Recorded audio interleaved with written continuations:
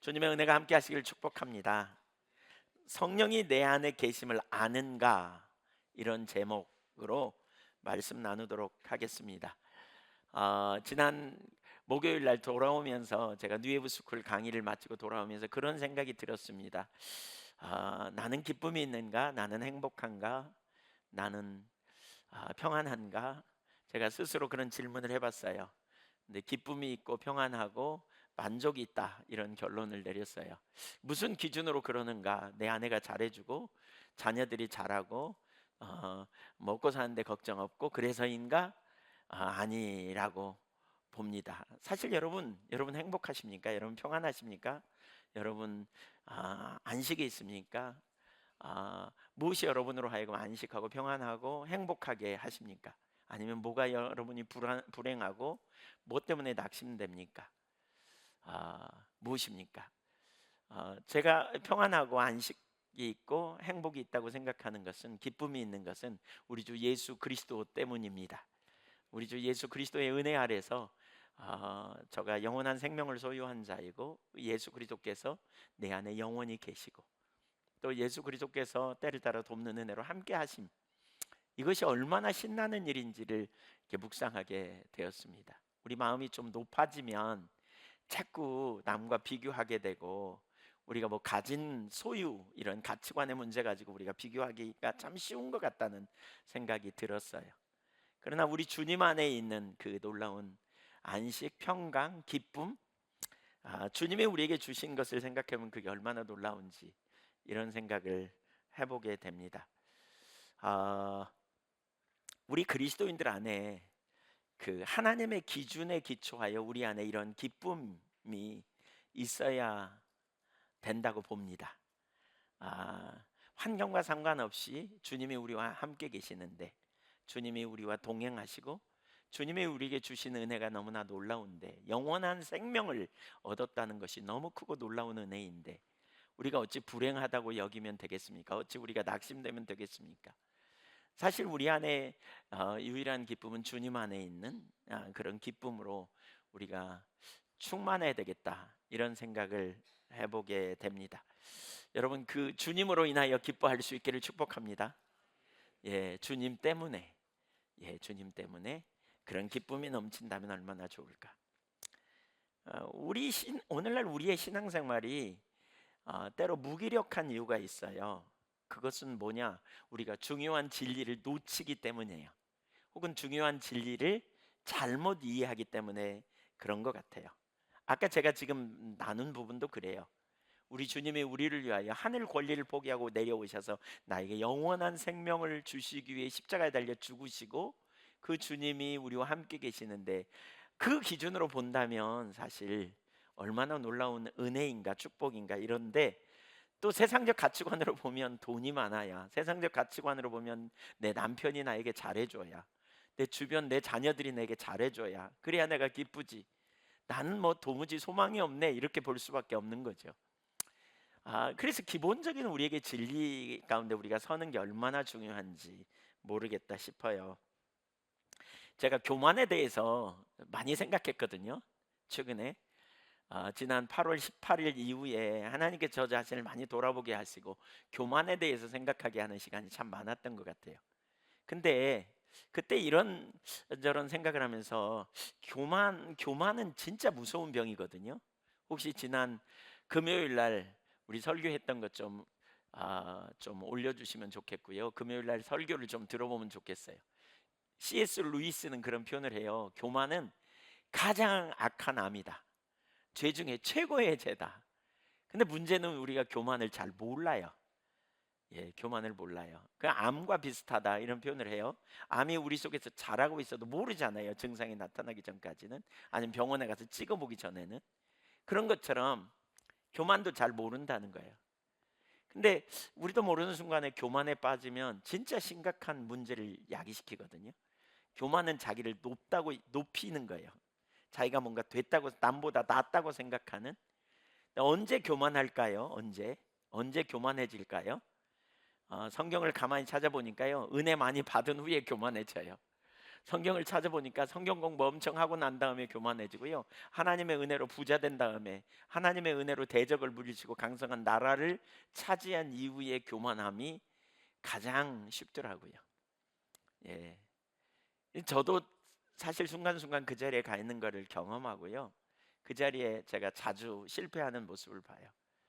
이번에 하나님께서 그런 영역들을 참 많이 이렇게 깨닫게 하시면서 다시 겸손의 자리로 이렇게 가면서 교만을 나름대로 참 이렇게 살펴봤어요. 연구했어요. 교만이 원인이 뭔지, 증상이 뭔지, 그럼 어떻게 교만으로부터 벗어날까?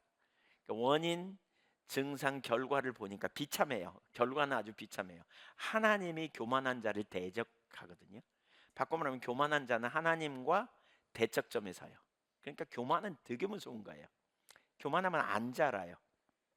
최근에 우리 선교회 목사님 중에 한 분이 10년 동안 자기가 교만한 줄 모르고 교만했다가 너무나 소중한 것들을 놓쳤다. 하나님 은혜 아래 배울 걸 배우지 못하고 영적으로 세월을 허비했다. 이런 표현을 하더라고요. 그래서 우리가 항상 겸손의 자리에 가면 좋은데 우리 중에 아무도 이 교만의 문제를 벗어날 수가 없거든요. 인간의 기본 구조가 그렇기 때문에. 그래서 제가 교만을 벗어날 수 있는 길을 하나 찾아냈어요. 그게 뭐냐면 어떻게 은혜를 처음에 어떤 상태에서 은혜를 받았는지를 기억하는 게 되게 중요하더라고요. 어떻게 은혜를 받았는지 기억하는 게 되게 중요해요. 그러니까 내가 원래 누구였는데 이런 은혜를 주셨는지를 기억하는 게 중요해요. 제가 그 재밌는 이야기예요. 미국에 가려고요. 엄청 애를 썼어요. 갈 기회가 세 번이나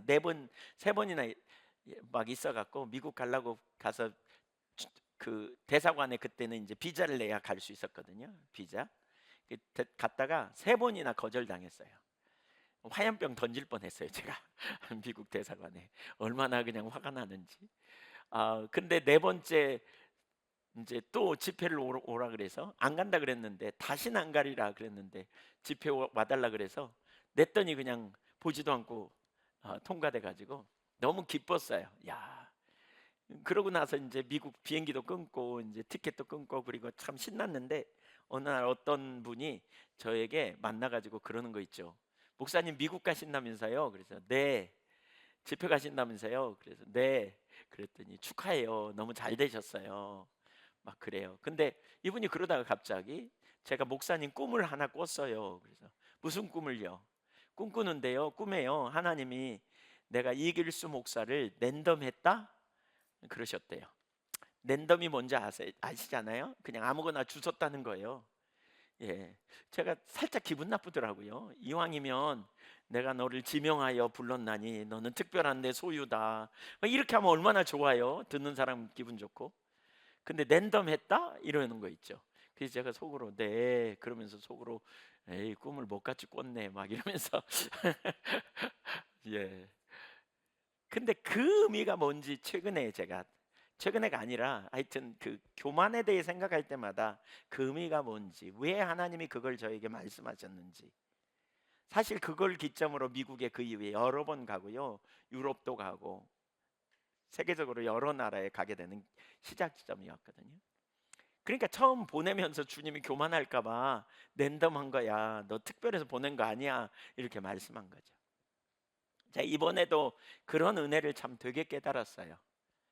내가 높아지는 이유는 하나님이 베푸신 은혜 때문인데 뭐 좀 마음이 높아지면 우리도 모르는 순간에 그 자리에 가서 자꾸 그냥 이렇게 되어지는 게 아닌가 이런 생각이 참 많이 들고 그것 때문에 많이 통회하고 은혜를 구하고 다시 처음으로 갔어요.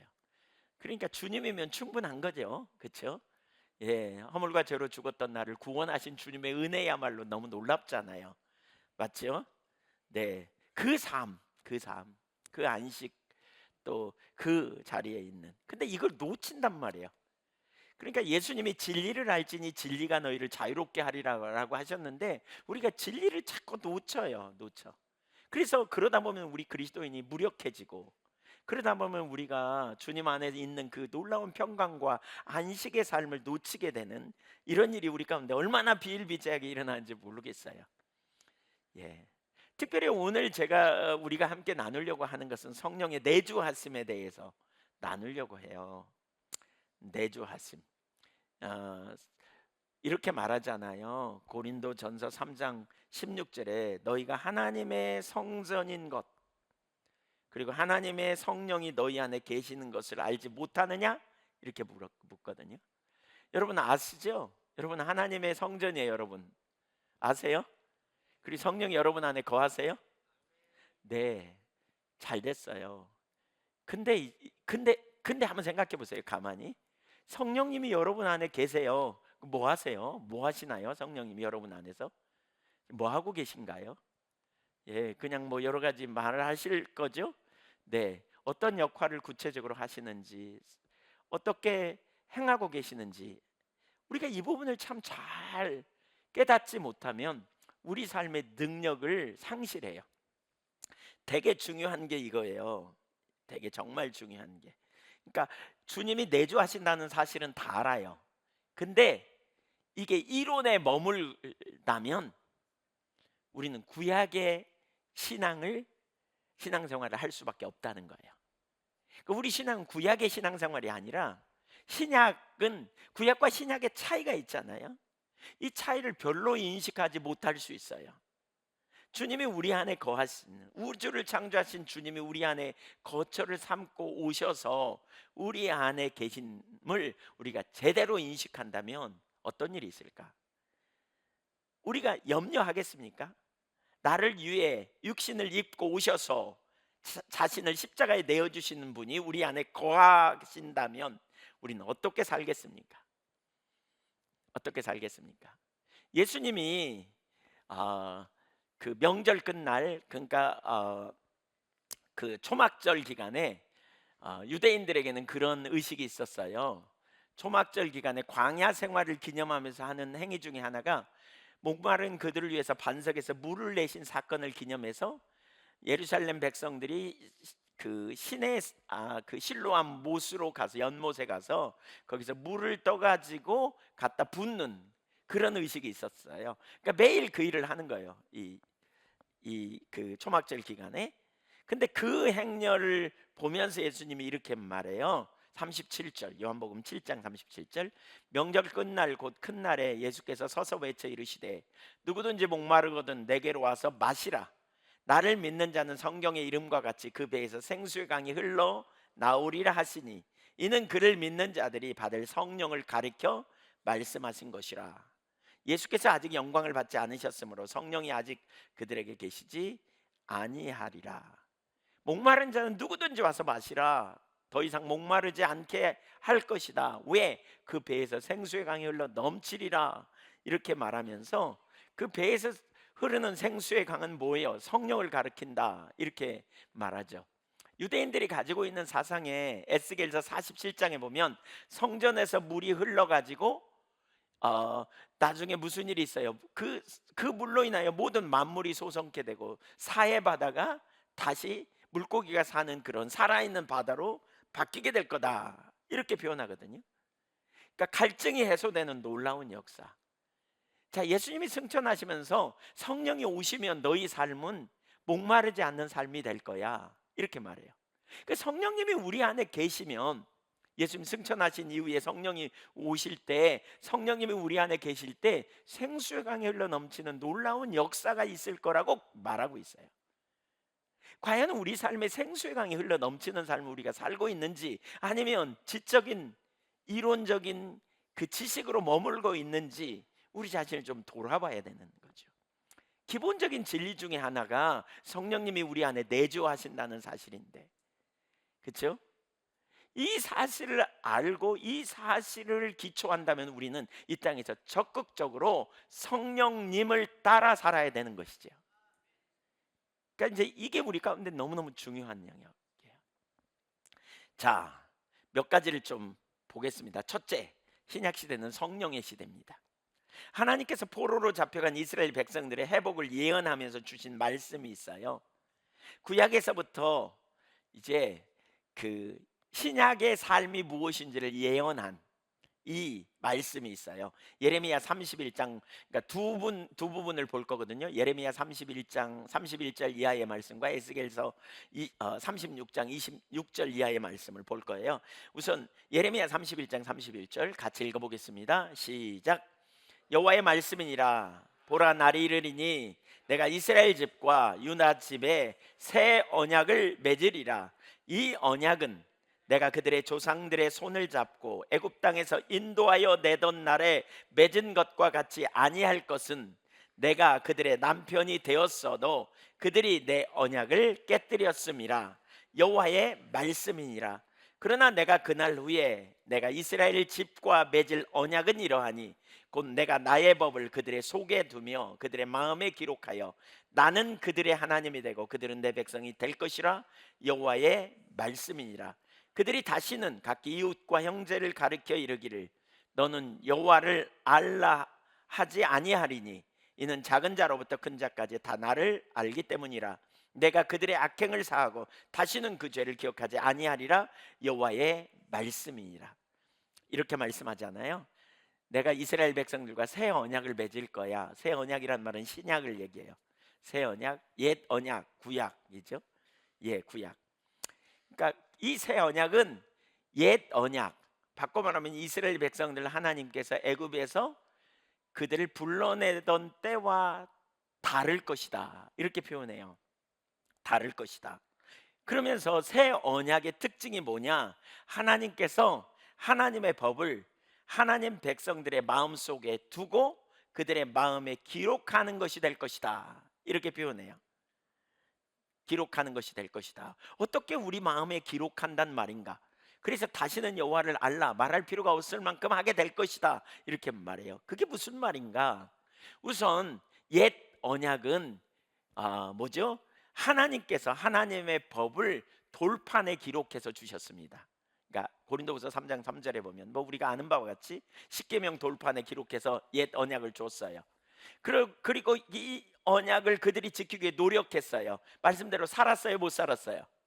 못 살았어요. 그래서 여기 출애굽기 아까 그 예레미야 31장 32절에 보면 내가 저들의 남편이 되었어도 저들이 내 언약을 지키지 못했다, 이렇게 표현해요. 남편이 되었어도 저들이 내 언약을 지키지 못했다. 그러니까 친밀한 교제 가운데 있어도 지킬 능력이 없었다는 거예요. 구약 시대는 뭐 주님과의 관계 가운데 거하지 않으면 이렇지 않아요. 나름대로 관계가 있는데 못 지켰다는 거예요. 그 언약을 못 지켰대. 왜? 지킬 능력이 없었던 거죠. 바꿔 말하면 구약의 삶은 이런 거예요. 말씀을 연구해 가지고 그 말씀을 깨닫고 내가 내 노력으로 지켜보려고 하는 거죠. 근데 못 살았다. 그래서 새 언약을 준다, 이렇게 말하고 있어요. 어디에 기록한다? 우리의 마음판에 기록한다. 이 말씀을 의미하는 바가 뭐냐? 성령으로 그렇게 하신다는 거예요. 고린도후서 3장 6절. 고린도후서 3장 6절 읽어봅니다. 시작. 우리를 새 언약의 일꾼 되기에 만족해 하셨으니 율법 조문으로 하지 아니하고 오직 영으로 함이니, 율법 조문은 죽이는 것이요 영은 살리는 것이니라. 여기 뭐라 그랬어요? 율법 조문으로 하지 않고, 새 언약은 율법 조문, 이게 뭐예요? 예, 구약의 율법을 가르쳐요. 문자적으로는 레터, 그래서 문자를 가르쳐요. 문자. 그러니까 기록된 어떤 말씀을 연구해서 적용해서 살아가는 삶이 아니라는 거예요, 신약의 삶은. 그러니까 말씀을 해석하고 적용해서 그것을 내 삶의 원리로 적용해서 살아가는 것이 신약의 삶이 아니에요. 그 구약의 삶이라는 거예요. 그러니까 말씀을 가졌지만 그들이 말씀대로 살 수 있는 능력이 없기 때문에 결국 언약을 깨뜨렸다.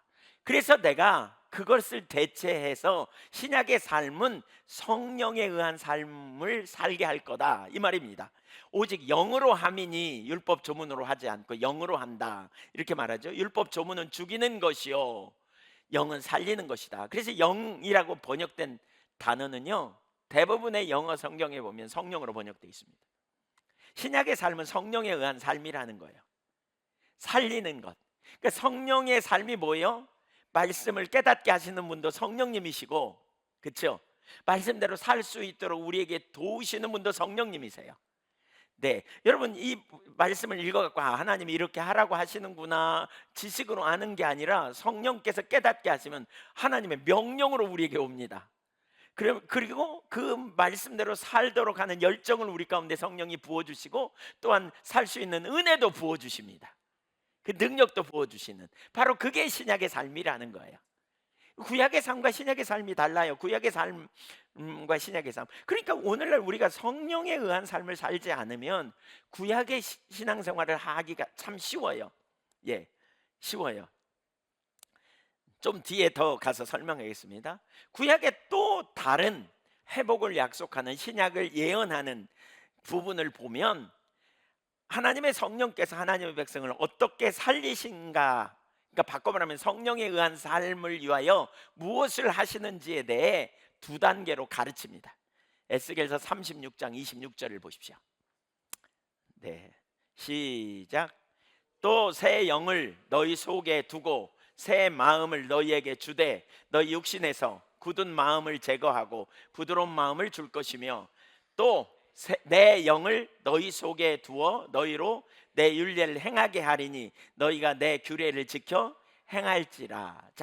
자 보세요. 새 영을 말하고요. 26절에서는, 27절에서는 내 영을 말해요. 그러니까 새 영은 누구의 영이냐면 우리의 영을 새롭게 하신다, 새 마음을 준다, 부드러운 마음을 준다, 그런 의미예요. 누구의 역사로? 성령의 역사로. 그 다음에 내 영을 너희 속에 두어, 그 말은 성령의 내주하심을 의미해요. 내주하심.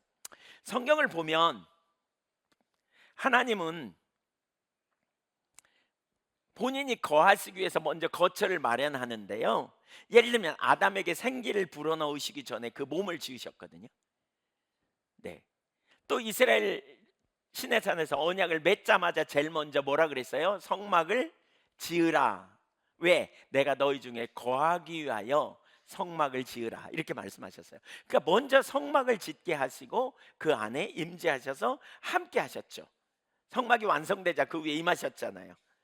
마찬가지로 주님이 우리 안에 거하시기 전에 먼저 행하시는 일이 뭐냐면 새 영을 주시고 새 마음을 주셔서 우리 안에 성령께서, 하나님의 성령께서 거하시기 위한 필수적인 조건을 이루어 주신다는 거예요. 그러니까 이 예언이 신약 시대에 성취됐는데 그걸 이렇게 말할 수 있어요.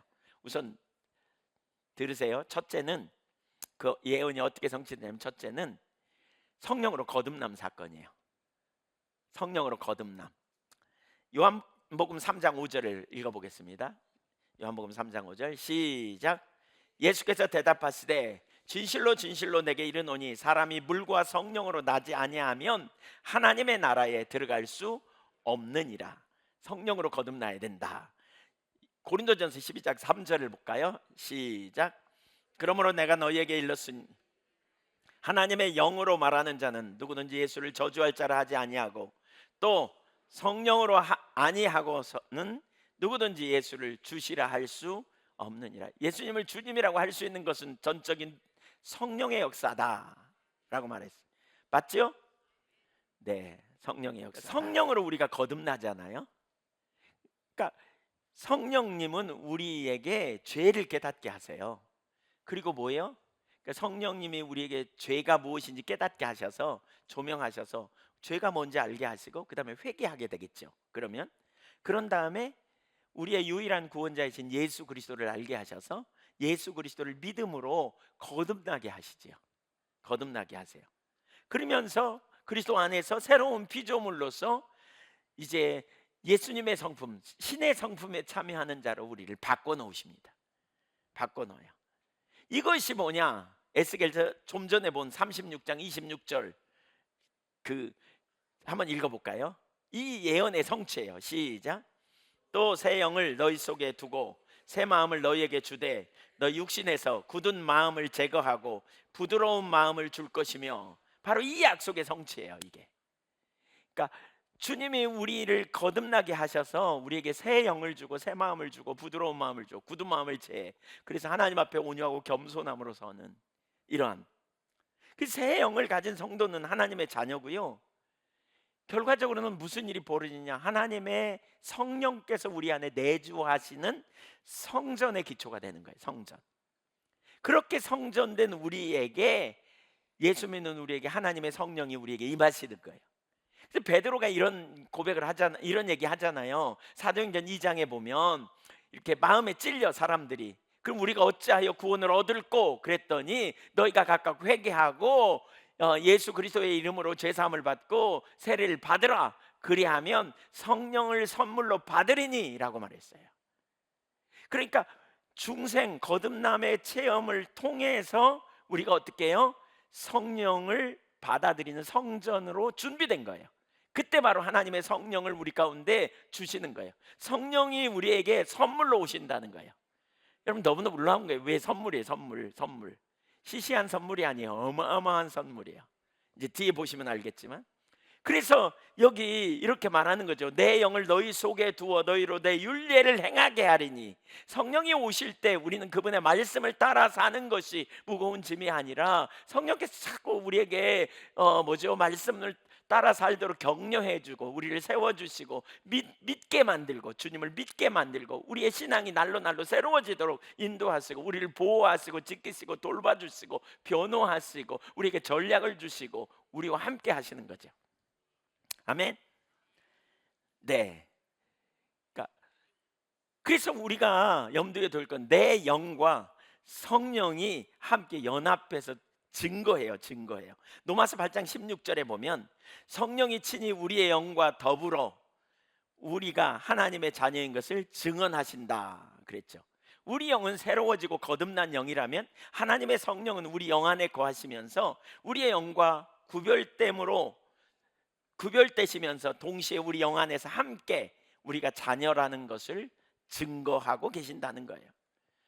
정리하면 이런 거예요. 우리는 하나님의 성령으로 말미암아 죄를 깨닫고 회개하고 예수 믿고 거듭나고 새로운 피조물이 되었어요. 주님의 성품을 받는 자가 되었어요. 예. 그러므로 이제 우리는 하나님의 성전이 됐고, 그런 우리 안에 하나님의 성령이 오셔서 내주하신다는 거예요. 그래서 오늘 본문은 이렇게 말해요. 너희는 하나님의 성전인 것과 하나님의 성령이 너희 안에 계시는 것을 알지 못하느냐. 너희는 너희 자신이 하나님의 성전인 것 기억하라는 거죠.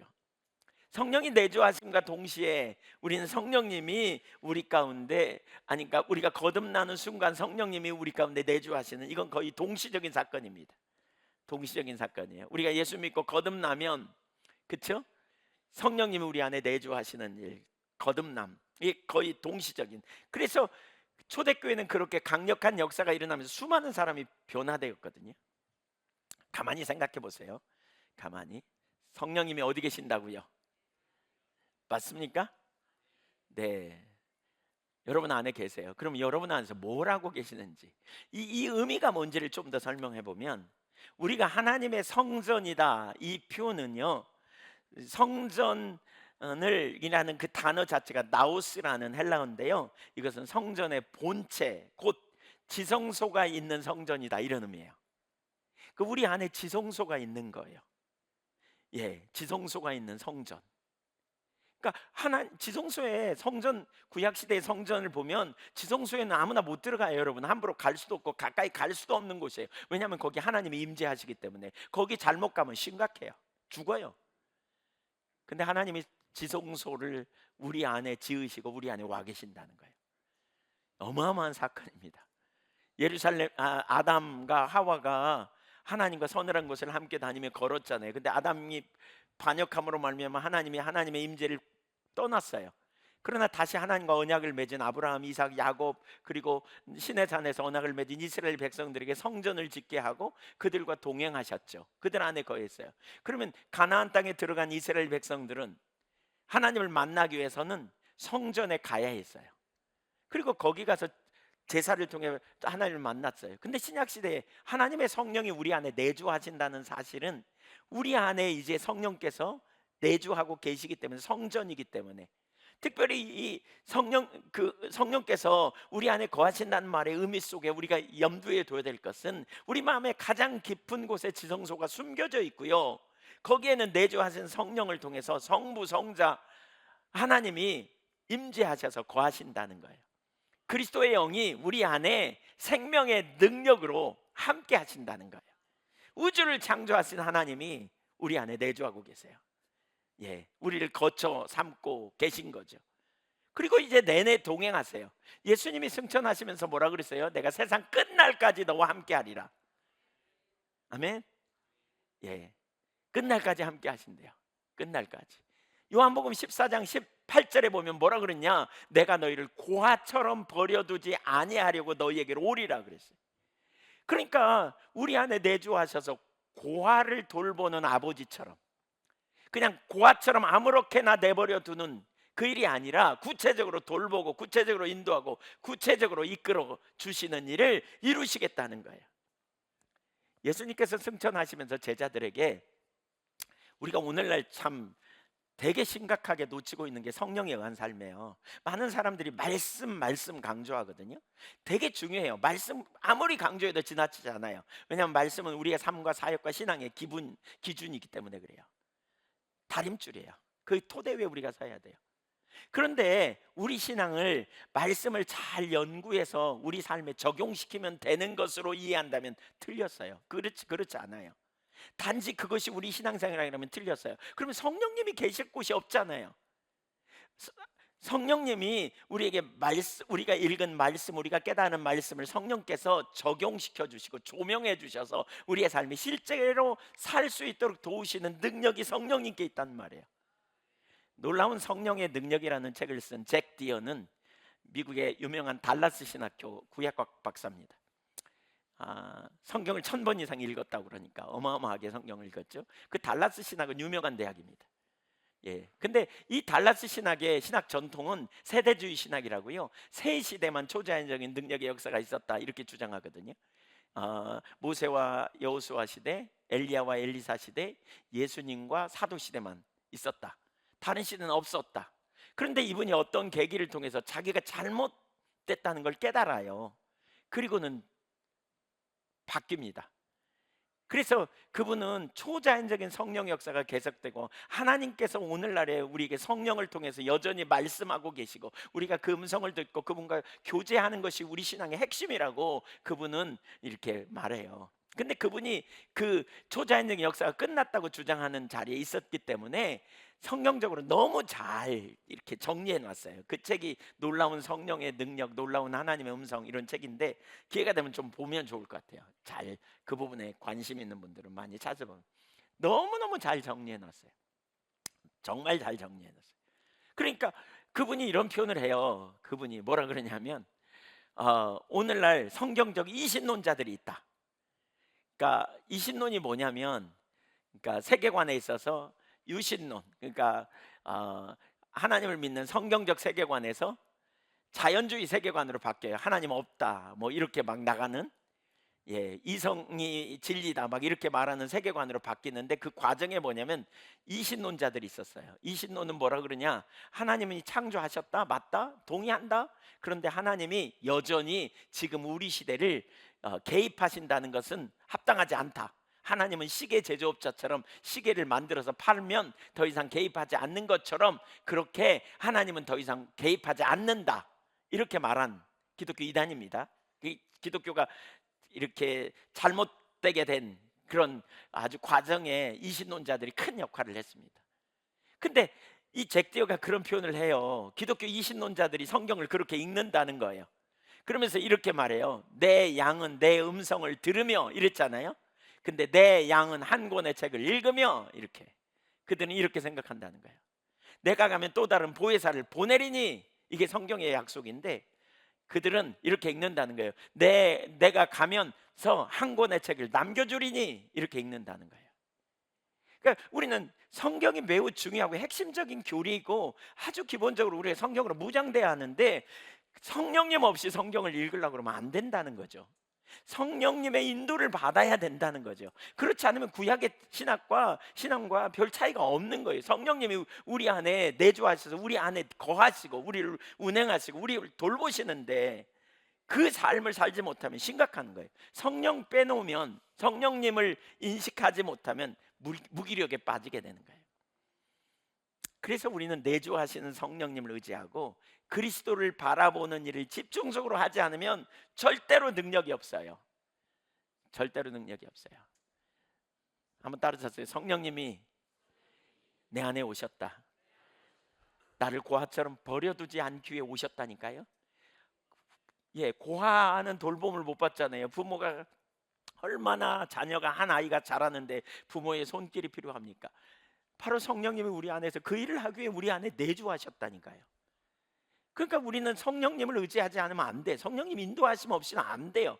그래서 FF 브루스, 세계적인 성서학자죠, 신학 성서학자인 FF 브루스 박사는 그리스도의 부활과 기독교인의 부활 사이의 현재 시간은 성령의 시대다, 이렇게 말합니다. 또 어떤 학자는 그리스도의 재림과 그리스도의 재림 사이에, 그리스도의 승천과 그리스도의 재림 사이에 사는 우리는 이 시대는 성령의 시대다. 그러니까 우리가 하나님과 친밀한 교제도 요한일서 4장 13절에 보면 그의 성령을 우리에게 주심으로 우리가 그 안에 거하고 그가 우리 안에 거하시는 줄을 아느니라. 요한일서 4장 13절에 성령으로 해야 돼요. 성령으로 살아야 돼요. 성령으로 우리가 삶을 살아야 돼요. 그래야 능력이 있어요. 다시 한번 옆에 사람 축복하세요. 성령으로 삽시다. 성령님이 여러분 당신 안에 있습니다. 네, 내 안에 내주하세요. 성령님이 내 안에 운행하세요. 내 안에 일하세요. 우리 안에서 역사하세요. 성령님이. 성령으로 우리가 삶을 살아야 돼요. 자, 두 번째, 모든 영역에서 성령님에 의한 삶을 살아야 합니다. 제가 이건 세부적으로 깊게 살펴보지 않을 겁니다. 바꿔 말하면 얼마나 성령님에 의한 사역이 중요한지를, 삶이 중요한가를 한번 쭉 살펴보려고 이렇게 성경 구절 읽고 그냥 넘어가려고 하는데 많아요. 성령님 없이는 아무것도 안 되는 걸 보면 좋겠어요. 첫째, 구원을 위해서. 요한복음 3장 5절에 보면 같이 읽어볼까요? 성경 구절은 열심히. 우리 구원 얻는 것도 성령님 아니면 안 돼요, 여러분. 전도하는 거요, 성령님이 하셔야 돼요. 예, 그래서 우리가 성령님께 의존하고 가야 돼요. 성령님께. 초대교회 전도 보세요. 다 성령으로 하잖아요. 에티오피아 내시도 성령의 이끌림을 받아 하고, 고넬료의 집에 가는 것도 성령의 이끌림을 받았고, 또 바울 훗날 바울이 된 사울에게 전도할 때도 아나니아가 성령의 인도를 받았어요. 성령 없이는 안 돼요. 성령님이 우리 가운데 어떤 일을 해주셨냐, 우리가 죄인이라는 사실과 우리가 스스로 구원받을 수 없다는 사실을 깨닫게 해주셔야 돼요. 요한복음 3장 5절 시작. 진실로 진실로 내게 이르노니 사람이 물과 성령으로 나지 아니하면 하나님의 나라에 들어갈 수 없느니라. 물과 성령으로 나지 않으면 그랬죠. 예, 성령의 역사가 있어야 된다니까요. 성령. 저와 여러분이 구원받은 건 성령님이 역사하셨기 때문에 그래요. 특별히 성령님은 인격체시거든요. 제가 인격이라는 말을 썼습니다. 인격에는 두 가지가 있어요. 하나는 인격적 특성, 지정의가 있어요. 또 인격적 행동을 하세요. 근데 성삼위 하나님이 각자 각 위격마다 성부 하나님, 성자 예수 그리스도, 그 다음에 성령 하나님이 다 지정의가 있으시고요. 또 인격적 행동을 하세요. 예를 들면 성령 하나님에 대해서 뭐죠? 성부 하나님의 모든 것을 통달하시는 분이 성령 하나님이세요. 지식이 있죠, 그렇죠? 또 근심하신데 성령 하나님이, 그렇죠? 또 성령 하나님이 그 뜻대로 은사를 나눠주신대. 의지가 있잖아요. 지정의가 있어요. 그뿐만 아니라 성령은 말하셔요. 인격적 행동이잖아요, 그렇죠? 인격적 행동을 하세요. 모든 진리로 인도하세요. 이거 다 인격적 행동입니다. 그러니까 성령님은 인격체세요. 근데 왜 성령님이 안 드러나냐면 성령님은 자기를 드러내지 않고 그리스도를 드러내요. 그리스도를 증거하기 때문에 성령님은 드러나잖아요. 그러니까 그리스도의 영이라고 제일 많이 표현하죠. 예수 그리스도의 영이 우리 안에 오셔서 역사하시는 거예요. 예수님을 증거해요. 그래서 우리가 이 성령님을 잘 이해하지 못할 때가 있어요. 그러나 성령님은 우리 안에 내주하고 계심을 깊이 인식하는 게 정말 중요해요. 두 번째, 하나님 아는 것을 위해. 에베소서 1장 17절 시작. 우리 주 예수 그리스도의 하나님 영광의 아버지께서 지혜와 계시의 영을 너희에게 주사 하나님을 알게 하시고, 지혜와 계시 영은 성령을 가르칩니다. 세 번째, 그러니까 하나님 아는 것도 성령님이 조명해 주셔야 돼요. 어떤 분은 이렇게 생각할 수 있어요. 성경 공부하면 알지? 예, 그것은 하나님의 관한 지식이에요. About God. 그러나 knowing God, 하나님을 개인적으로 알려면 성령의 조명이 있어야 돼요. 예, About God은 능력이 없어요. knowing God이 돼야 돼요. 인격적 교제를 통해서. 이 성령의 역사죠. 그 다음에 우리의 성화를 위해 고린도후서 3장 18절 시작. 우리가 다 수건을 벗은 얼굴로 거울을 보는 것 같이 주의 영광을 보매 그와 같은 형상으로 변화하여 영광에서 영광에 이르니 곧 주의 영으로 말미암음이라. 하나님의 성령께서 하나님의 영광을 우리에게 보게 한다. 여기 영광을 본다는 말은 그분의 성품을 봐요. 그분의 거룩하심, 그분의 전지하신 그분의 능력을 우리가 알게 되는 거예요. 구약 시대에는 그 영광 앞에 서면 그 자신의 죄 때문에 엎드렸거든요. 여기 수건을 가린 얼굴이라는 말은 모세가 하나님의 영광을 경험하고 왔더니 그 얼굴빛에 나타난 영광을 보면서도 사람들이 두려워해요. 그래서 수건을 썼어요. 그러나 신약시대 우리는 예수 그리스도의 보혈을 의지하기 때문에 그 수건을 벗은 얼굴로 주님의 영광을 경험할 수 있다는 거예요. 근데 주님의 영광을 보는 만큼 우리 삶이 달라지는 거죠. 하나님이 얼마나 거룩하신가를 알 때 우리는 죄에 대하여 민감해지겠죠. 하나님이 모든 것을 아시는 전지하신 분이라는 것을 우리가 알게 될 때, 성령의 조명으로 깨닫게 될 때 우리는 염려가 맡겨지고, 또 우리가 하는 행동에 있어서 훨씬 더 내가 하나님 앞에 있는데, 하나님이 다 보고 계시는데, 그러면서 우리 삶에 변화가 일어나겠죠. 성화가 일어난다는 거예요. 뭘로? 주의 영, 성령으로. 네 번째, 하나님의 뜻을 알기 위해 고린도전서 2장 9절과 10절 읽습니다. 시작. 하나님이 자기를 사랑하는 자들을 위하여 예비하신 모든 것은 눈으로 보지 못하고 귀로 듣지 못하고 사람의 마음으로 생각하지 못하였다 함과 같으니라. 오직 하나님이 성령으로 이것을 우리에게 보이셨으니 성령은 모든 것 곧 하나님의 깊은 것까지도 통달하시느니라. 성령은 하나님의 깊은 것까지도 다 아시는, 하나님의 뜻을 누가 제일 잘 아느냐? 성령님이요. 성령님이. 우리가 하나님의 뜻을 잘 몰라서 헤매기도 하고 그런데 성령께서 우리에게 하나님의 의도가 뭔지, 하나님의 뜻이 뭔지 우리에게 가르쳐줘요. 우리가 택할 길을 선택해야 될 때가 많잖아요. 그때 우리 안에 계신 성령님이 우리에게 택할 길을 가르쳐 주신다는 거예요. 그러면 성령에 의한 삶을 사는 사람은 뭐 하겠어요? 성령님, 지금 무엇이 주님의 뜻인가요? 묻는 거죠. 찾는 거예요. 성령의 음성을 들으려고 애쓰는 거예요. 그렇게 인도하심을 받는 거죠.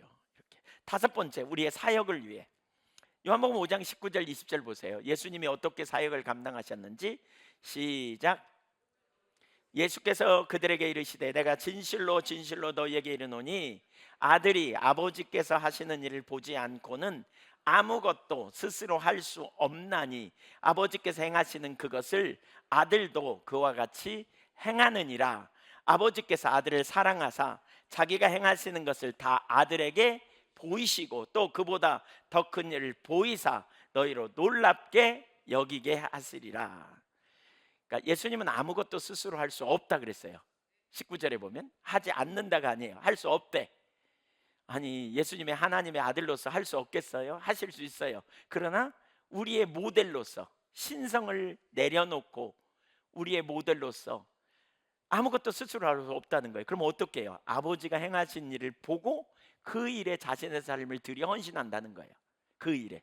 그러니까 하나님이 주도권을 잡고 앞서가시면서 그 뜻을 보일 때 예수님은 그 뜻에 자신의 삶을 들여 헌신하고 나갔어요. 이게 동역자의 삶이에요. 특별히 20절에 보면 아버지가 아들을 사랑하셔서 아버지의 뜻을 다 보이신대. 그러니까 하나님과 사랑의 교제 안에 있을 때 하나님의 목적이 뭔지, 의도가 뭔지, 지금 어디서 일하고 계시는지 이걸 보여주시는 거예요. 그러니까 우리가 주님의 일에 동참한다는 걸 정말 잘 염두에 둬야 될 게 이거예요. 주님이 너 내 종으로 부를게 그러면 자기가 자기 노력으로 열심히 일해갖고 주님을 기쁘시게 하는, 보통 이런 생각 갖는데 그게 아니에요. 우리 안에 성령님이 오셔서 우리로 어디서 일하고 계신지, 뭘 하기 원하는지 우리에게 소원을 두고 행하게 하시는 거예요. 소원을 두고 행하실 때 여러분 그 일에 반응할 수 있기를 축복합니다. 근데 반응하다가 보면 그 일이 자동적으로 척척 이루어지냐? 안 그래요. 그 일이 잘 안 이루어져요. 그때 뭐예요? 우리 안에 계신 성령님께서 전략도 주세요. 능력도 주시고요. 그러니까 우리는 계속해서 성령님을 의지하여 사역을 감당해 내는 거예요. 계속해서 성령님의 인도를 받는 거예요. 따라가는 거예요. 그러니까 우리는 종일 뿐이에요. 계속해서 성령의 인도하심을 받고 성령의 인도를 따르고 그렇게 나아갈 때 하나님께서 놀라운 역사를 이루어 가시는 거죠. 이번에 ISF 그 본부에서 와가지고 우리 조희정 집사님과 같이 만나면서 식사했는데 그분들이 깜짝 놀라더라고요. 어떻게 저희가 이 사역에 동참하게 됐는지 나누니까 나중에 그런 표현을 해요. 그분들이 가진 네 가지 기본 정신이 있는데 거기하고 우리하고 딱 부합된다고, 맞다고. 그러면서 적극적으로 거기 이사로 들어오라고. 근데 진짜 놀라운 게 그거잖아요. 우리가 어떻게 그 사역에 뭐 알긴 해요. 어떻게 해요? 근데 주님께서 주신 감동을 따라 순종하고 따라갈 때 주님이 그 다음 역사하셨거든요. 그 다음 지금 학교도 똑같아요. 선교원도 그렇고요. 그러면 이렇게 가면 막 일사천리로 그냥 길이 착착 열리고 모든 일이 만사형통이냐? 아니에요. 분명히 이제 여러 가지 한계를 경험해요. 앞이 안 보이는 상황. 그때 뭐예요? 염려할 거 없어요. 왜냐하면 인도하신 하나님이 전략도 주실 거니까요. 바로 그래서 우리는 우리 안에 내주하신 성령님께 귀를 기울이고 그분의 음성을 듣고 그분의 인도를 구하고 이런 상황에 어떻게 해야 될지 찾고 구하는 거예요. 계속해서. 그렇게 저와 여러분이 쓰임 받기를 원합니다. 사역의 주도권이 누구에 있다? 주님께 있어요. 주님께. 우리는 그분의 인도하심을 받는 거예요. 사도행전 10장 38절 보세요.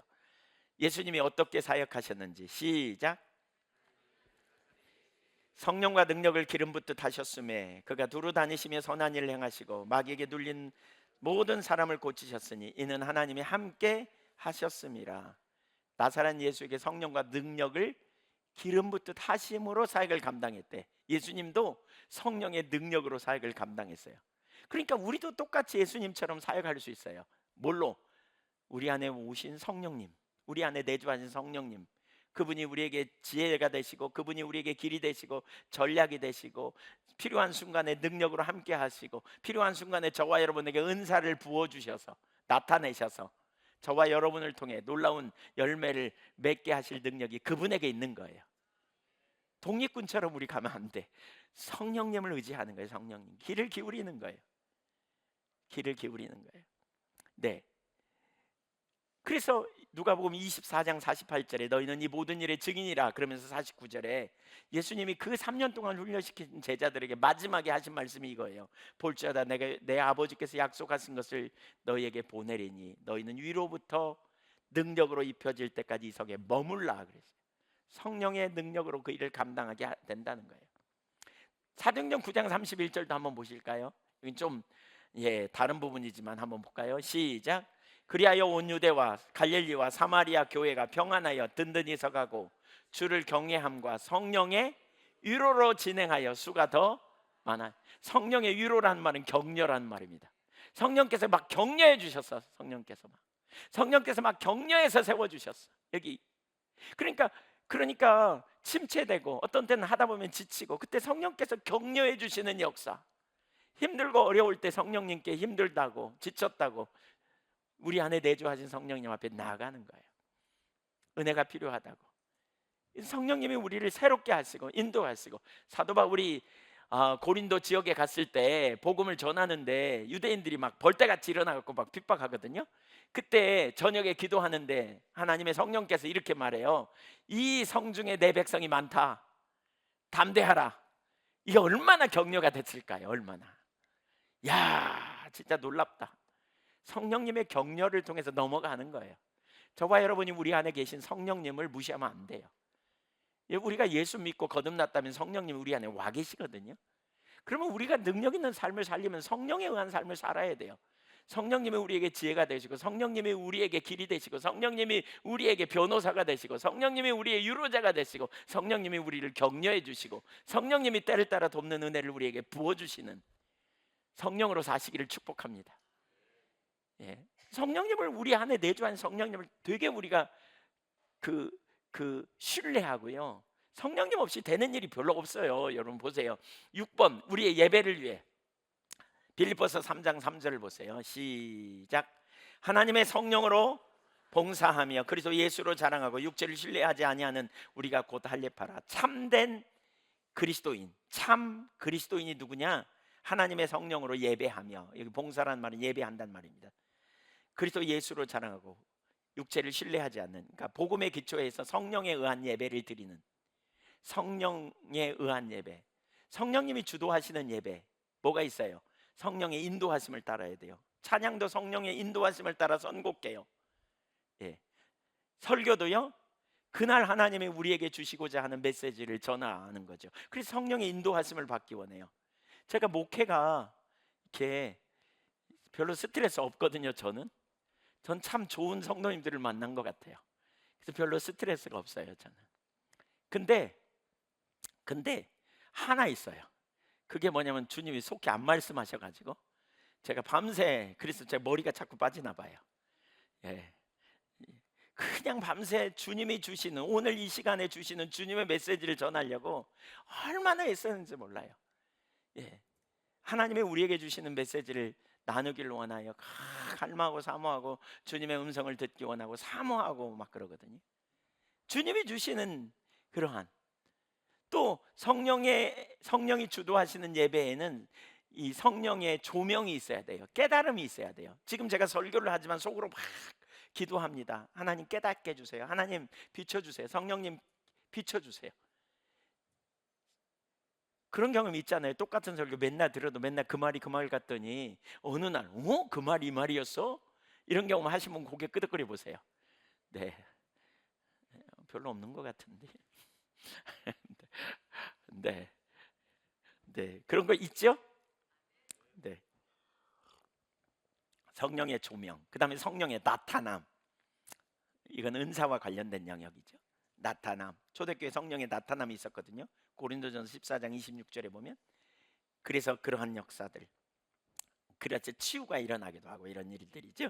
그 다음에 7번째, 우리의 기도를 위해, 우리가 기도해야 되는데 뭘 기도해야 될지 모를 때 성령님은 어떻게 기도해야 될지 우리를 인도해 가세요. 로마서 8장 26절 한번 볼까요? 시작. 이와 같이 성령도 우리의 연약함을 도우시나니 우리는 마땅히 기도할 바를 알지 못하나 오직 성령이 말할 수 없는 탄식으로 우리를 위하여 친히 간구하시느니라. 어떻게 기도해야 될지 가르치시고요, 친히 우리를 위하여 간구해 주시는 분. 에베소서 6장 18절, 모든 기도와 간구를 하되 항상 성령 안에서 기도하고 이를 위하여 깨어 구하기를 항상 힘쓰며 여러 성도를 위하여 구하라 그랬습니다. 여러 성도를 위하여 구하라. 모든 기도와 성령 안에서 기도하는 것. 8번째, 영적 전쟁의 승리를 위해서.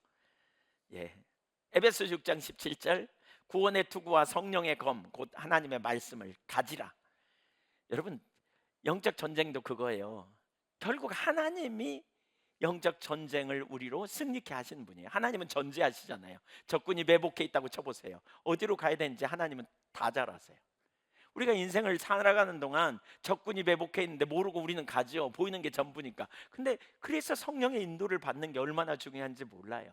순간순간 하나님이 이스라엘 백성들을 애굽에서 인도해낼 때 요단강을 어떻게 건너야 될지, 여리고를 어떻게 건너야 될지, 이거 뭐예요? 이거 책 연구에서, 성경 연구에서 적용한 게 아니에요. 그때그때 하나님의 인도하심을 받았던 걸 볼 수 있어요.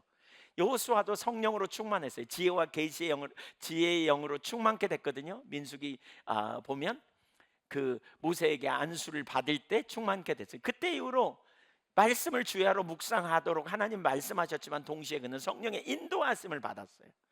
우리도 마찬가지예요. 우리가 살아가는 동안 매 순간마다 성령의 인도를 받기를 힘쓰고, 또 성령님은 알고 계시다니까요. 뒤에 나누지만 그래서 우리에게 뭐가 필요냐? 전적 신뢰가 필요해요. 성령님, 우리 안에 계신 성령님께 전적 신뢰를 가지고 집중적으로 길을 찾는 거예요. 인도하심을 구하는.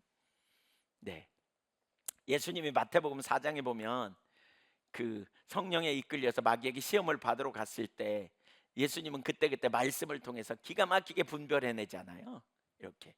그러니까 우리가 주님, 성령님을 의지하고 성령님의 음성을 들으려고 애쓰고 인도하심을 따르려고 하고 이런 중심의 태도를 갖는 게 얼마나 중요한지 몰라요. 한번 따라주세요. 전략은 하나님이 갖고 계시다. 성령님이 알리신다. 그래서 우리는 그 전략으로 승리하는 거예요. 전략으로 승리하는 거예요. 그래서 우리가 겸비함으로 자꾸 성령님과의 교제, 우리 안에 영으로 오신 그리스도의 영이신 성령님, 그리스도와의 교제, 친밀한 교제, 이게 우리 가운데 필요해요. 그래서 그분의 음성을 듣기 원하고 인도하심을 받기를 원하고 이렇게 나가는. 그 외에 9번째, 회개를 위해. 요한복음 16장 8절, 그가 와서 죄에 대하여, 의에 대해, 심판에 대해 세상을 책망하신다 그랬어요. 죄도요 성령님이 조명해 주셔야 회개가 가능해요. 열 번째, 우리의 모든 삶의 영역에서 한번 볼까요? 몇 구절만 봅니다. 요한복음 14장 16절 18절까지 읽어봅니다. 시작. 내가 아버지께 구하겠으니 그가 또 다른 보혜사를 너희에게 주사 영원토록 너희와 함께 있게 하리니 그는 진리의 영이라.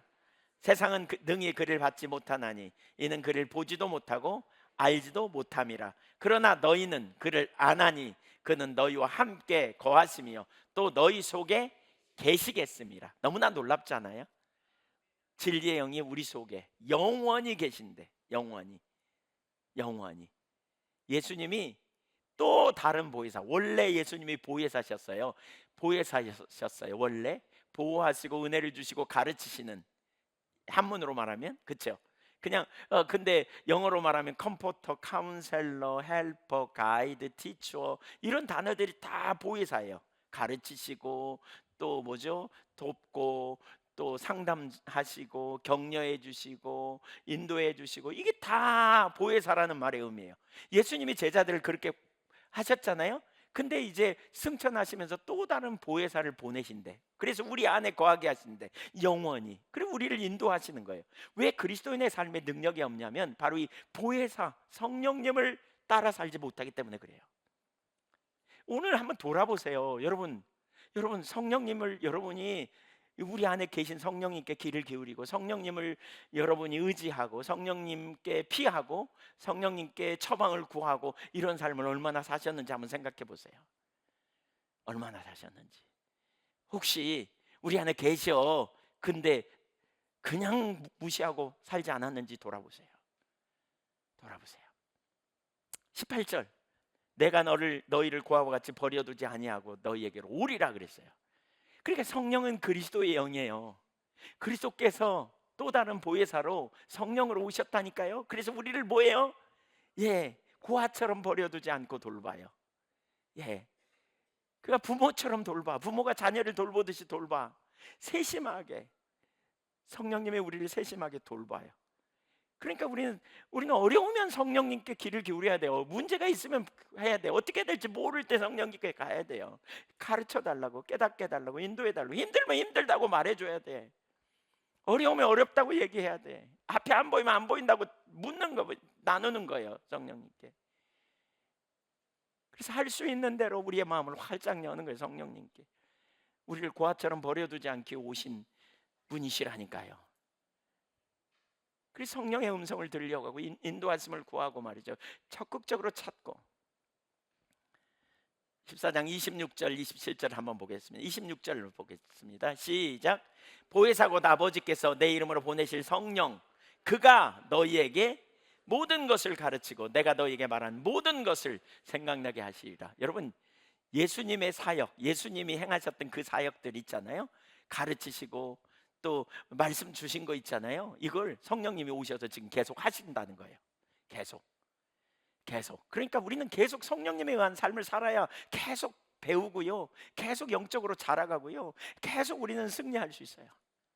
성령님이 내 안에서 그런 일을 이루세요. 말씀을 듣는데 잘 못 깨달으면 성령님 가르쳐 달라고 막 구하는 거예요. 막 이해가 잘 안 돼요. 뭐가 문제인지 깨닫게 달라고 막 구하는 거예요, 성령님께. 우리가 위험한 지경에 있을 때 하나님이 하나님의 백성을 건지는 비결이 뭐냐? 시편 107편 20절에 보면 말씀을 보내사 위경에서 건지시는도다 이러셨거든요. 그러니까 하나님의 성령께서 말씀을 내게 탁 생각나게 하시는 거죠. 내가 염려하고 있는데 아무것도 염려하지 말라. 제가 최근에 하나님이 저에게 정말 많이 주시는 음성 중에 하나가 그거거든요. 성령께서 내가 너와 함께해. 근데 최근에 회개했습니다. 이제 그만 말씀하셔도 돼요, 주님. 제가 그랬어요. 죄송해요. 제가 그만 말씀해도 돼요. 주님이 제 안에 계신 거 제가 확실히 믿을게요. 신뢰할게요. 그러면서 이 구절이 생각이 났어요. 히브리서 5장에 보면 도의 초보를 다시 닦는 거 그만하라고. 도의 초보잖아요. 주님이 내 안에 계신 거, 나와 함께 하는 거 도의 초보 중에 초보예요. 근데 그걸 제가 계속 그 음성을 들으면 신나고, 그게 없으면 그냥 곧 빠지고, 이런 자리로 제가 많이 갔더라고요. 염려하는 짓도 제가 그만할게요 주님, 이제 그랬어요. 제가 그만할게요. 도의 초보 그만 닦을게요. 네. 내가 너와 함께 이 말씀 그만 주셔도 돼요. 제가 주님이 저와 함께 계신 거 믿고 신뢰할게요. 믿고 신뢰할게요. 주님이 우리 안에 계셔서요, 말한 것을 생각나게 해주시고 가르치시면요, 매번 승리해요. 매번 승리해요. 매번 승리해요. 요한복음 14장 27절에 보면 평안을 너희에게 끼친다 그랬어요. 26절의 결과가 27절에 나타나는 거예요. 예, 주님이 함께 계실 때, 성령님이 우리 안에 거하심으로 인도하시고 가르칠 때 우리 가운데 평안이 있는 거예요. 16장 7절 보세요. 7절 8절. 그러나 내가 너희에게 실상을 말하노니 내가 떠나가는 것이 너희에게 유익이라. 내가 떠나가지 아니하면 보이사가 너희에게로 오시지 아니할 것이요 가면 내가 그를 너희에게로 보내리니 그가 와서 죄에 대하여 의에 대하여 심판에 대해 세상을 책망하시리라. 예수님이 함께 있는 게 제자들은 좋았을 거예요. 근데 예수님이 떠나간다 그러니까 근심해요. 그러니까 예수님 뭐라 그러냐, 내가 가는 게 유익이야, 그게 실상이야. 7절에 그렇게 말해요. 내가 가면 또 다른 보혜사가 올 거야. 내가 한 모든 일을 모든 사람 안에 보혜사가 내주하셔서 내가 한 모든 일을 이룰 거야. 예수님의 사역이, 예수님의 그 동행이, 예수님의 그 가르치심이, 예수님의 그 친절이, 예수님의 그 우리를 이렇게 인도하시고 돌보시는 역사를, 성령님이 그 역할을 지금 우리 안에 오셔서 하신다니까요. 그래서 지금 우리는 예수님과 함께 있지 않지만 영으로 오시는 우리 주님의 그 역사로 말미암아 우리는 계속 가르침을 받고, 계속 깨닫고, 계속 새로워지고, 계속 우리는 새 힘을 얻고, 우리는 그렇게 나아갈 수 있는 거죠. 12절. 내가 아직도 너희에게 이를 것이 많으나 지금은 너희가 감당하지 못하리라. 그러나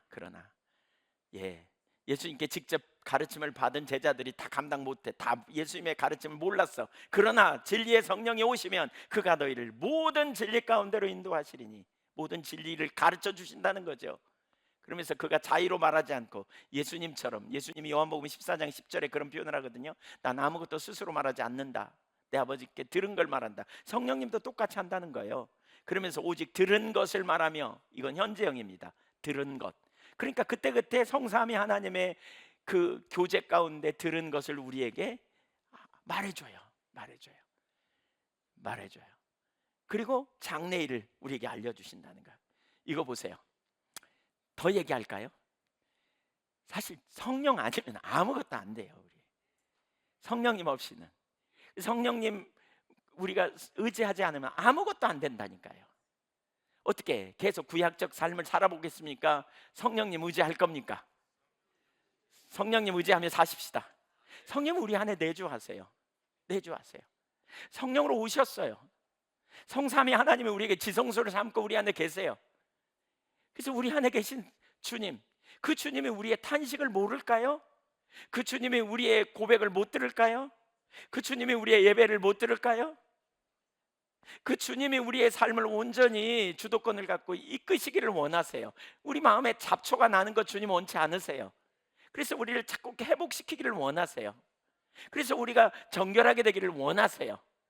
이거 놓치면 어떻게 돼요? 여기 고린도전서에 지금 왜 바울 사도가 이렇게 그들을 책망합니까? 너희는 너희가 하나님의 성전인 걸 알지 못하느냐. 성전이기 때문에 하나님의 성령이 너희 안에 계시다. 그걸 모르면 어떻게 살까요? 막 살 거예요. 막 살아요. 우리가 하나님의 성령이 우리 안에 계시는 걸 모르기 때문에 우리가 막 살아요. 막 욕도 하고, 막 시기질투도 하고, 막 엉뚱한 생각도 하고, 그러면서도 그냥 모르는 척하고 지나가고요. 그러나 성령이 우리 안에 계시다는 걸 인식하면요, 그분은 우리의 신음소리도 아세요. 동시에 그분은 우리에게 말씀하세요. 우리 안에 내주하시는데 우리에게 말씀 안 하시겠어요? 주님이 가만히 계시겠어요? 우리가 그분의 음성을 듣기를 힘써야 돼요. 가장 먼저, 자 이제 결론 나눕니다. 어떻게 할 것인가? 그러면 어떻게 해야 되는가? 가장 첫 번째로 우리는 성령님을 내가 무시하고 살았다면, 존중히 여기지 않았다면 그 부분을 오늘 회개하면 좋겠어요. 성령님, 제가 내주하신 성령님을 지식으로만, 이론으로만 알았어요. 성령님, 제가 정말 주님이 내 안에 계시고 성전 삼고 거하시고 나를 인도하시는 주님을 제가 놓쳤어요. 주님 용서해 주세요. 제가 이제부터 그렇게 안 살래요.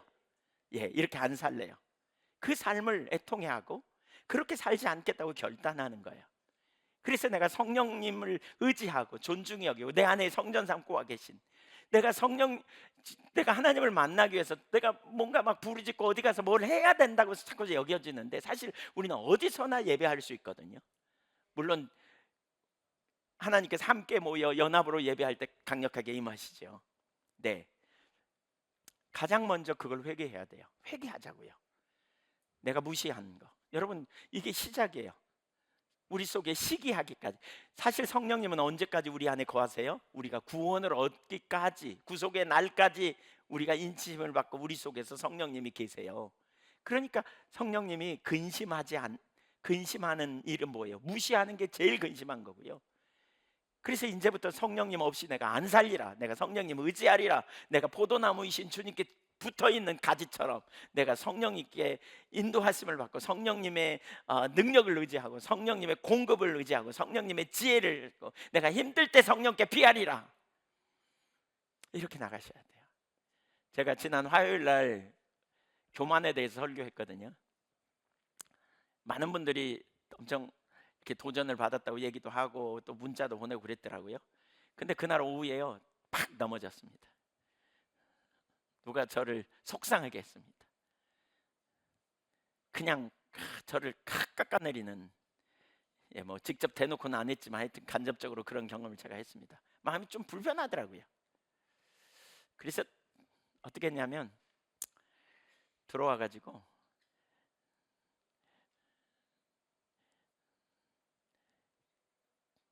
랜덤했다는 것을 붙잡았습니다. 하나님이 저를 랜덤했다. 그래서 이만큼 쓰시는 것도 너무 감사하다. 전적인 은혜입니다. 그리고 제가 제 안에 계신 성령님께 피했습니다. 제 안에 계신 그리스도께 피했습니다. 그 제가 마음이 힘들다고, 마음이 좀 불편했다고, 근데 이거 합당하지 않은 거 안다고, 근데 저도 모르게 이게 확 올라왔다고, 주님 저를 도와달라고, 주님 저에게 은혜를 부어달라고. 그때 순식간에 깨달음이 쫙 됐어요. 랜덤했다는 걸 깨닫게 하셨고요. 주님이 저를, 예, 어떤 자리에 네가 있었는데 내가 너를 택했는지, 그리고 내가 너를 알고 있고 내가 너와 함께한다, 그거면 충분하지 않냐, 이런 깨달음을 탁 주셨어요. 그러니까 순식간에 제가 마음 품은 게 너무 부끄럽고 또 너무 좋은 마음으로 축복하고, 이렇게 제 마음이 순식간에 자유케 되는 놀라운 은혜가 부어졌어요. 여러분, 주님이 우리 안에 계시다는 건 이건 어마어마한 사건이에요. 예, 어마어마한 사건이에요. 그분이 우리 때문에 제한받고 계시나요? 아니에요. 그분의 능력은 제한이 없어요. 그분의 능력은, 그분은 생명으로 우리 안에 와 계세요. 그래서 우리를 고아처럼 버려두지 아니하고 나를 도우려고, 나를 붙들려고, 나를 인도하려고, 힘들면 힘들다고 말하시라니까요. 어려우면 어렵다고 말씀하시라니까요. 두려우면 두렵다고 말씀하시라니까요. 그 주님 붙들어 나가 승리하기를 축복합니다. 제일 먼저 회개하라 그랬잖아요. 두 번째 뭐냐? 그분이 우리 안에 계시다는 걸 믿는 믿음이 중요합니다. 느낌이 없어도 괜찮아요. 성경에 약속돼 있잖아요. 여러분 예수 믿고 구원받은 자라면, 회개했다면 성령님이 여러분 안에 계시다, 주님이 내 안에, 성령님이 내주하시다, 입으로만 계시다고 말하지 마세요. 내 안에 계시다, 그분이 내 안에 계시고 나를 인도하시고 나 붙들고 계시고 내 삶을 주관하고 계신다, 이렇게 믿음으로, 이 믿음을, 온전한 믿음을 붙잡으세요. 자꾸 붙잡으세요. 찾으세요. 그 믿음을. 주님이 내 안에 계시다. 어려움이 있을 때마다 피하거나 좋은 일이 있을 때도 피하고, 내 인생에 외롭거나 괴로울 때 내가 왜 괴롭고 어려운가, 내 기준이 어디 있는가 바라보고 주님이 내 안에 성전 삼고 계시고 우주를 창조하신 하나님이 내 안에 계시는데 내가 뭐가 두려운가? 여러분, 주님을 향해 믿음으로 나가세요. 세 번째, 성령님의 사역을 의뢰하며 기다려야 돼요. 내 자신의 지혜와 능력을 아주 분명하게 부인하고 어린아이와 같은 마음으로 성령님을 향해 나가세요.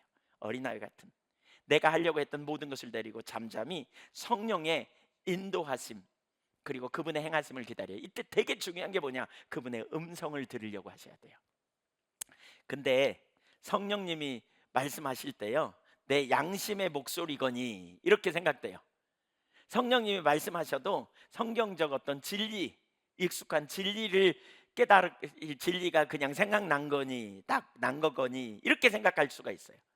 그러나 믿음으로 주님의 약속을 붙잡고 성령님이 내주하셔서 우리에게 인도해 주실 것이라는 그 확실한 진리를 신뢰해요. 그 음성을 듣기를 원하고 또 그래서 이 시간이 좀 걸려요. 어떤 때는 하나님의 음성을 듣는데 시간이 걸려요. 그러나 그 음성을 주시기까지 주실 것을 신뢰하고 기다리는 게 되게 중요해요. 끊임없이 맡기는, 그래서 하나님의 음성이라고 여겨지는 것에 순종하는 자리로 가는, 이렇게 점점 우리가 해가면요 그분의 음성을 우리가 더 잘 듣게 되고요. 그렇게 될 때 우리가 우리의 그 깊숙한 곳에 감춰져 있던 그분의 능력이, 그분의 임재하심이 점점 드러나서 우리 마음을 사로잡고요. 그래서 결국 어떻게 되냐, 그분의 은혜로 충만한 역사가 나타나게 돼요. 성령으로 충만하는 일이 우리 가운데 나타난다고요. 네, 사랑하는 여러분, 구약의 삶과 신약의 삶은 완전히 달라요. 한번 가만히 생각해 보세요. 내 삶은 구약의 삶이었는지 신약의 삶이었는지. 신약의 가장 주된 특징은 성령의 시대예요. 우리는 성령의 인도를 받아야 되고요. 성령의 우리는 돌보심이 우리 삶에 필요해요. 맞죠? 성령의 능력도 필요하고요. 맞죠? 예, 성령님이 어디 계세요? 멀리 계시지 않아요. 여러분 안에 계세요. 우리와 함께 하세요 지금. 예, 순간순간 우리에게 말씀하시고 우리를 이끌어 주시고 우리를 위험한 지경에서 건져내시고 또 우리를 보호해 주시고 또 필요를 채우시고 능력으로 함께 하시는, 그리고 그분 안에서 여러분 진정한 안식을 누리는, 이게 포도나무의 삶을 사는, 그 포도나무에 붙어있는 가지의 삶이라고 할 수 있어요. 내가 그 안에, 그가 내 안에, 우리 안에 내주하시는 성령님, 그 주님을 향해 믿음으로 나아가 승리하는 저와 여러분이 되기를 소망합니다. 무엇보다 사실 기억하세요. 우리는 이 보배를 질그릇에 가진 존재다. 이 말씀을 기억해야 돼요. 고린도후서 4장 7절 이하에 그러잖아요. 우리는 이 보배를, 이 보배가 누구예요? 주님이에요. 주님을 질그릇에 가진 존재다. 그 보배가 있어. 우리는 보배를 딴 데 가서 찾을 게 아니야. 내 안에 계신 주님께 나아가는 거예요. 내 안에 내주하셔서 역사하시는 주님을 음성을 들으려고 하는 거예요. 그리고 주님으로 충분하다고 고백해야 돼요. 주님이 함께 계셔서 기쁘다고 고백하고 주님으로 위로받고 주님으로 능력을 경험하고 이런 믿음 가운데 살게 된다면 감히 기대하지 못했던 성령의 능력을 경험하게 될 거예요.